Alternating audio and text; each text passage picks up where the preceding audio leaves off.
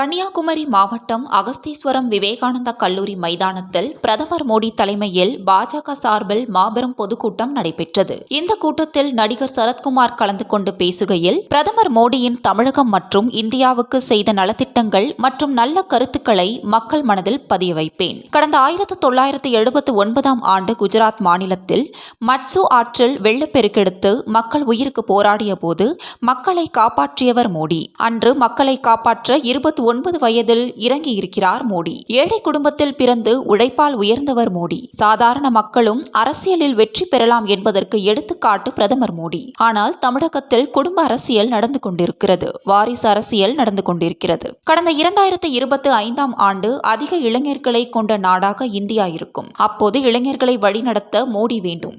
மோடியின் ரசிகனாக பயணித்த நான் இப்போது தொண்டனாக இணைந்துள்ளேன். நாட்டு மக்களுக்காக பிரதமர் மோடி நல்ல ஆட்சி செய்து வருகிறார்.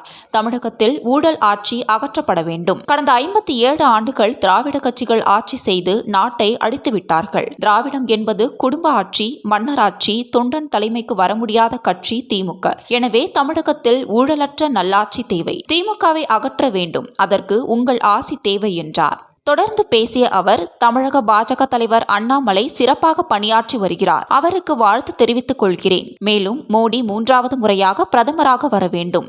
அதற்காக தாமரை ஒவ்வொரு மாநிலங்களிலும் மலர வேண்டும். அதற்கு தமிழகம், புதுச்சேரியில் 40 தொகுதிகளையும் கைப்பற்ற வேண்டும் என்றார். அதே மோடிஜி அவர்களை தான் இன்றும் அதே உந்துதலோடு, அதே சக்தியோடு நான் பார்த்துக் கொண்டிருக்கின்றேன். ஆகவே தோழர்களே, அன்பு சகோதர சகோதரிகளே, நாம் கடுமையாக உழைக்கின்ற தேர்தல் இது ஒரு சாதாரண தேர்தல் நினைத்து விடாதீர்கள். சுதந்திர இந்தியாவில் இது ஒரு மிக மிக முக்கியமான காலகட்டம். அண்டை நாடுகள் எதிர்த்துக் கொண்டிருக்கும் போது அதை உடைத்தெறிகின்ற சக்தி வாய்ந்த ஒரு தலைவன் மோடிஜி என்பதை நீங்கள் மறந்துவிடக் கூடாது. சர்ஜிக்கல் ஸ்ட்ரைக் சொல்லிக்கொண்டே போகலாம். ஆக அந்த அளவிற்கு நம் நாட்டை வழிநடத்திக் கொண்டிருக்கும் மோடிஜி அவர்கள் சற்று நேரத்தில் வருவார்கள். முக்கடலும் சேர்கின்ற குமரி முனையிலே இன்று இந்த சிறப்பு கூட்டம் நடந்து கொண்டிருக்கிறது. அவர் வரும்போது உங்கள் கைத்தட்டல் எதிரிகள் கூடாரத்தை கதிகலங்க செய்ய வேண்டும். சற்று பிறகு அண்ணாமலை அவர்கள் வருவார்கள். பாத யாத்திரை நடத்துறாங்க. ஜர்னி வித் பர்பஸ் என்று சொல்ல வேண்டும். உறுதியோடு தம் தலைமை கட்டளையிட்டவுடன் அந்த தலைமைக்கு ஏற்ற சிறப்பாக பணிபுரிந்து இன்று அண்ணாமலைஜி அவர்கள் சிறப்பாக பணிபுரிகிறார் என்பதை என் அடிமனத்தில் இருந்து நான் அதை உறுதிப்படுத்த உங்களிடம் தெரிவித்துக் கொள்ள ஆசைப்படுகின்றேன். என்றும் ஒரு நல்ல தலைவன் இருக்கும் போது அந்த தலைவனை தொண்டனாக இருந்து பின்பற்றி அந்த தலைவனை வெற்றிக்காக நாம் பாடுபடுவதே இந்த தேசத்திற்கு நாம் செய்யும் தொண்டு என்பதை நீங்கள் மனதில் வைத்துக் கொள்ளுங்கள். ஆக சில வார்த்தைகள் மட்டும், நான் பல திட்டங்களை மோடிஜி அவர்கள் நம்ம நாட்டுக்கு தந்திருக்கிறார்கள். மேக் இன் இந்தியா, அனைத்து விவசாயிகளுக்கு திட்டங்கள், இதையெல்லாம் அவர் செய்திருக்கிறார். நான் எப்படி பார்க்கிறேன், ஆங்கிலத்தில் சில வார்த்தைகள். மோடிஜி அவர்கள், your vision for new India based on the principles of good government, economic progress and social inclusiveness has resonated deeply within the hearts and minds of every citizen. உங்களின் விடாமுயற்சி நிச்சயமாக பாரதத்தை ஒரு மிகப்பெரிய ஆளுமை சக்தியாக உருவாக்கும்.